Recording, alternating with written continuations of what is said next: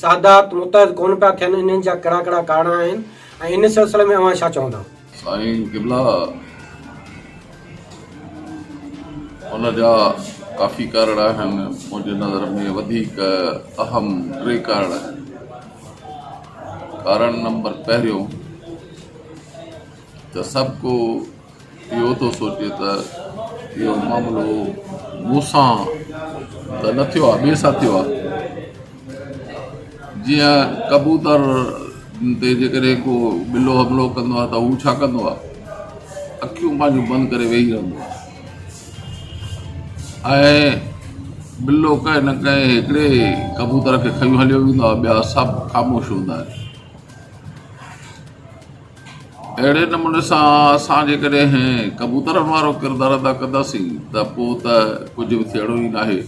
सभु को इहो चवंदो अथव मूंखे छा थियो, मूंखे त कुझु बि कोन थियो, इहो त फलाणे जो मसालो आहे न, वञी पाण न बिरे। हिकिड़ो वॾे में वॾो इहो सबबु आहे। पर असांजो किरदारु जेकॾहिं अक़लमंद कांव जहिड़ो हुजे, ॿियो कुझु बि न कयूं। कांव जे बारे में क़ुर करीम में ॿुधायो वियो आहे त जेको आहे सो हुन रहबरी कई हुई असांजे आदम अलैहिस्सलाम जे ॿिनि पुटनि जो जेको झगड़ो थियो, हिकिड़े माण्हूअ जी रहबरी कई त हुन पंहिंजे भाउ खे कीअं हू दफ़न करे। त अल्लाह ताला इन्हनि सां रहबरी कराए थो त असांखे उन्हनि मंझां फितरत मंझां बि जेको आहे सो असांखे को सबक़ु वठणु खपे।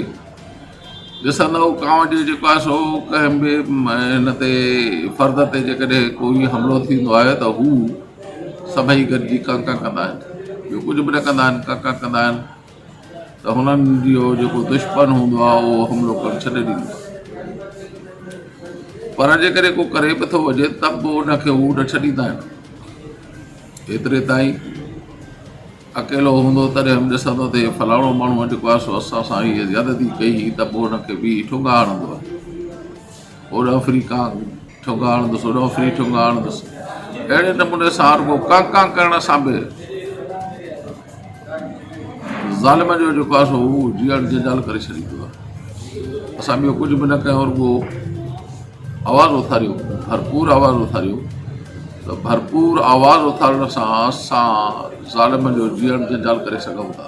ॿियो आहे क़यादत जो फुक़दान ऐं हिक ॿिए ते एतमाद न करणु। क़यादत जेका आहे असां सभई हिकिड़ी धुर चवंदी त साईं मुंहिंजो मसइलो त कोन्हे, फलाणी धुर जो आहे, ॿी धुर चवंदी त असांजो त न आहे, फलाणी जो आहे। इन शइ खे ख़तमु थियणु खपे। सही आहे त जंहिंजो बि मसइलो थिए थो, जिथे बि थिए थो, उन्हनि हर सभिनी क़यादतुनि खे गॾिजी जेको आहे सो गॾिजी कोई कोशिशि करणु खपे, गॾिजी कोई लाइ अमल तयारु करणु खपे।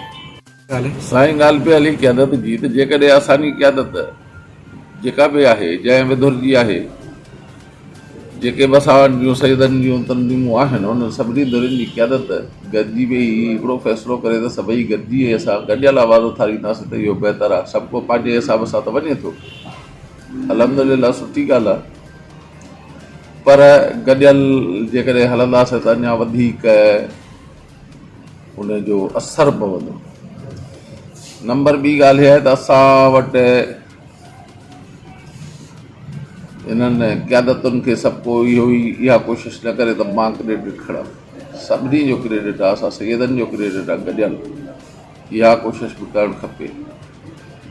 टी जेका ॻाल्हि बि कईसीं उहा इहा त असां हींअर असांजो हाल उहो थी वियो आहे, कमज़ोर हाल थी वियो आहे। एतिरो कमज़ोर हाल थी वियो आहे जो असां उथण जे लाइ तयारु न आहियूं।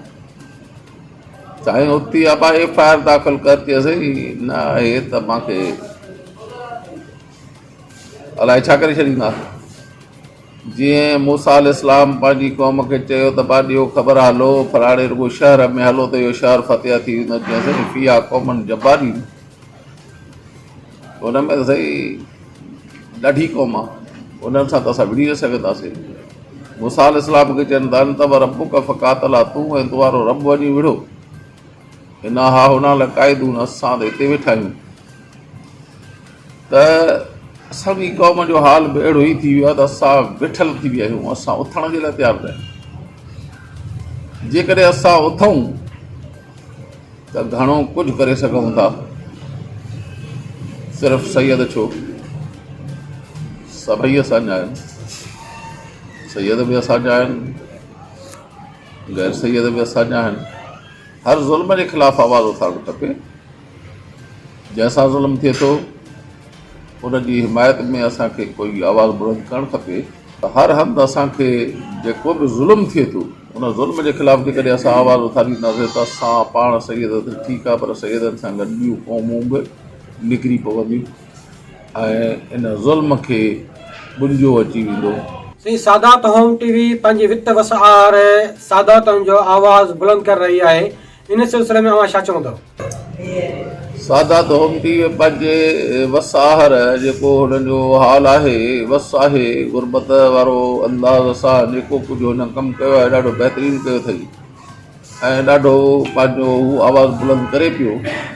त अहिड़े नमूने सां सादात होम टीवी ऐं हुनजा कारकुन, हुनजा मुंतज़मीन जेको कुझु कमु कनि पिया उहो ॾाढो बहितर था कनि। अञा बि उन्हनि खे जेको आहे सो वधीक कोशिशि करणु खपे ऐं असांखे बि खपे त असां हुननि सां ऑपरेशन कयूं, ताउन कयूं, हुननि जे प्रोग्रामनि खे असां लाइक ऐं जेको आहे सो सब्सक्राइब कयूं।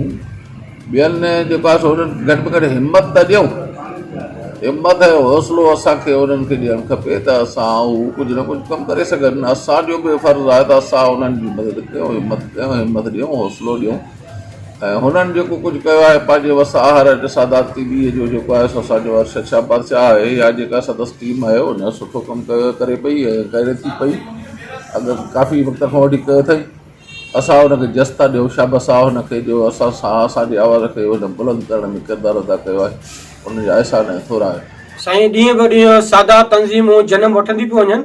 इन सिलसिले में सादात होम टीवी पंहिंजो किरदारु अदा करे रही आहे। साईं, सादात तंज़ीमुनि खे हिक ई प्लेटफॉर्म ते कीअं गॾु कजे? साईं, इहा तव्हांजी ॻाल्हि सही आहे त तंज़ीमूं वधी वियूं आहिनि। असांजे सिंध में 6 तंज़ीमूं जेको आहे सो सैयदनि जूं आहिनि, 4 तंज़ीमूं जेको आहे सो असांजे मशाइखनि ऐं पीरनि जूं आहिनि, जिन में सैयदनि जो तइदादु वधीक आहे। असांजे सिर्फ़ु सिंध में इहे 10 तंज़ीमूं सैयदनि ऐं मशाइखनि जूं जेको आहे सो वर्क करी थियूं पयूं। इन्हनि तंज़ीमुनि खे क़ुरान करीम जे हिन उसूल ते जेकॾहिं हलणु खपे त पोइ त ॾाढो भलो थींदो। उहो इहो आहे, क़ुरान करीम ते चए फल यतनाफ़सल मुतनाफ़सून, त अगराई करण वारनि खे अगराई करणु खपे। जोड़ो अगराई कयो, नेकी ऐं भलाई जे कमनि में अॻभरा थियो। फस्तबिकुल ख़ैरात, भलाइनि में तव्हां अॻिते डुको, अगराई कयो। जेकॾहिं भलाई जे कमनि में सभई हिक ॿिए खां वधीक डुकण जी कोशिशि कंदा त कामयाबु थींदासीं। पर जेकॾहिं न इन कम में जेकॾहिं न त फलाणो जो वियो आहे त हाणे मां छो वञा, त पोइ बिल्कुलु नाकामी आहे ऐं का बि कम जी ॻाल्हि कान्हे का। पर जेकॾहिं न गॾियल हिकिड़ो गॾिजी ऐं जेकॾहिं सभई जेको आहे सो असां गॾिजी वरी छा इहा 10 तंज़ीमूं असां गॾिजी ऐं जेकॾहिं को कमु कंदासीं त उहो बहितर थींदो।